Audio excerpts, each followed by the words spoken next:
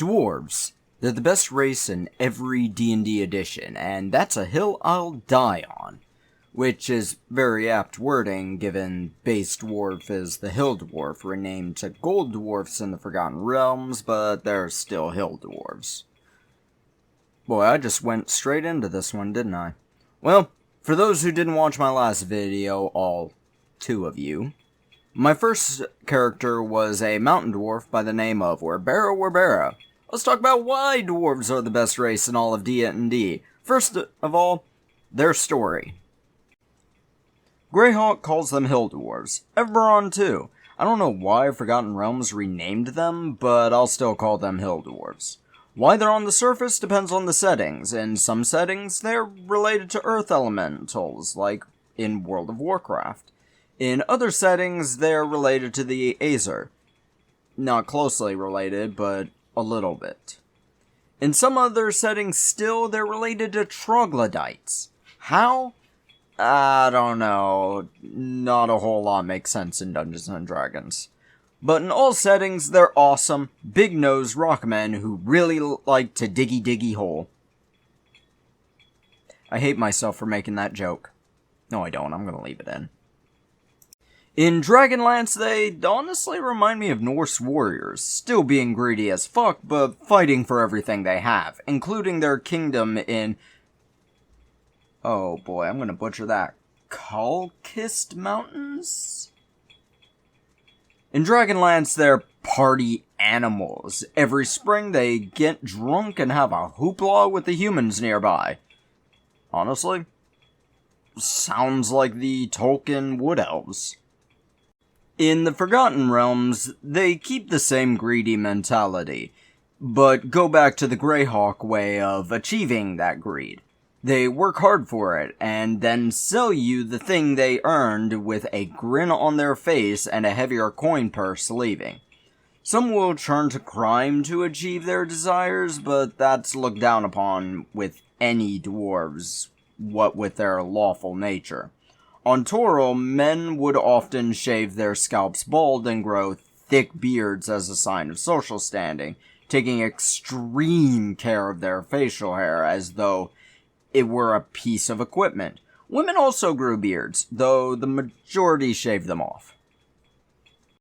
Eberron has my favorite dwarves, though. They're Australians! No, that's not a joke about them coming from a land down under. I mean, they're literally Australians.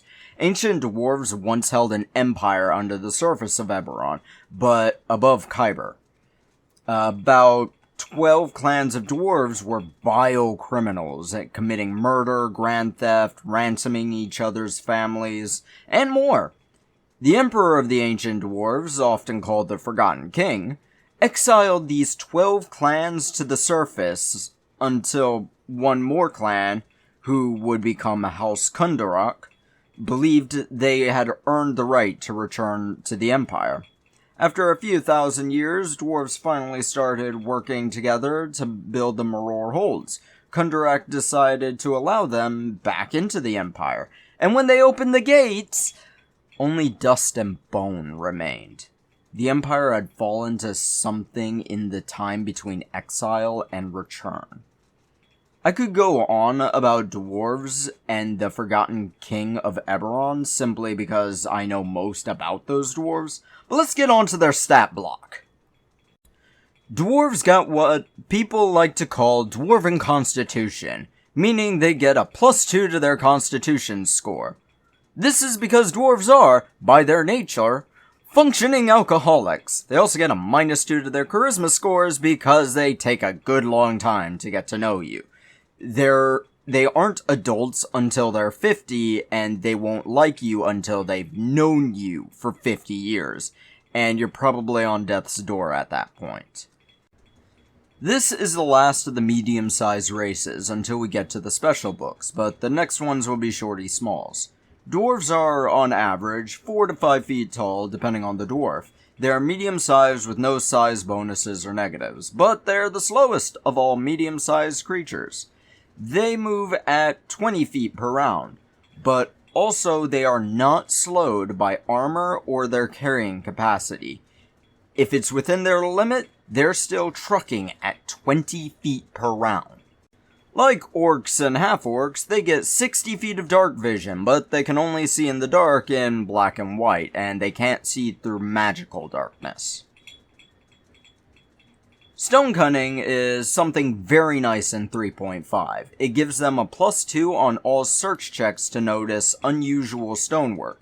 If the DM puts a secret door in a cave, the dwarf will notice it. It's described as a sixth sense about stonework. They can tell you what carved the walls, with what tools, and how long it took them. Why? I don't know.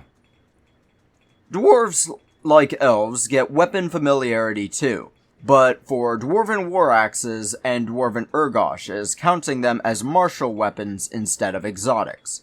Dwarves can use them one-handed instead of two-handed if they so choose. I recommend taking the war axe. It deals 1d10 plus strength, but there are some other weapons that I can use in races of stone, including the dwarven buckler axe, and some exotic armors if they so choose with the feat exotic armor proficiency, like the mountain plate. Highest flat AC bonus of any heavy armor, but you don't add your dexterity score to it, and it's the one armor that slows dwarves down. Dwarves are stable motherfuckers. They get a +4 on all ability checks to resist being bull rushed or tripped, but only when their feet are on the ground. So this doesn't apply if they're climbing, flying, riding, or other things not standing with their feet firmly planted on the ground. Essentially, they're Atlas from Warframe, one of my favorite games. Shameless plug. Now, here comes the real cool stuff. You get a +2 on all saves against poisons, spells, and spell-like effects. You're such an alcoholic, you can't be poisoned by normal poisons, and you're such a stone in the mud that magic has trouble affecting you. All spells and spell-like effects. Not wimpy elves, enchantment-only resistance. All of them.